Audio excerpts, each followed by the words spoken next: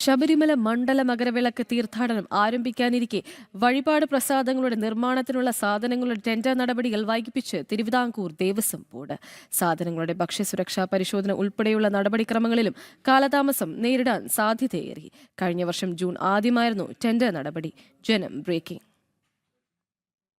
മണ്ഡല മകരവിളക്ക് തീർത്ഥാടനം തുടങ്ങാൻ 3 മാസം മാത്രമുള്ളപ്പോഴും അപ്പമരവണ നിർമ്മാണത്തിനുള്ള സാധനങ്ങളുടെ ടെൻഡർ നടപടികളാണ് നീളുന്നത്. കഴിഞ്ഞ വർഷം ജൂൺ ആദ്യവാരം തന്നെ ടെൻഡർ നടപടികൾ തുടങ്ങിയിരുന്നു. ഏലക്ക, ഉണക്കലരി, ശർക്കര, അരവണയ്ക്കാൻ, വഴിപാട് സാധനങ്ങൾ ഉൾപ്പെടെയുള്ള ഇനങ്ങൾക്കാണ് ടെൻഡർ വിളിക്കേണ്ടത്.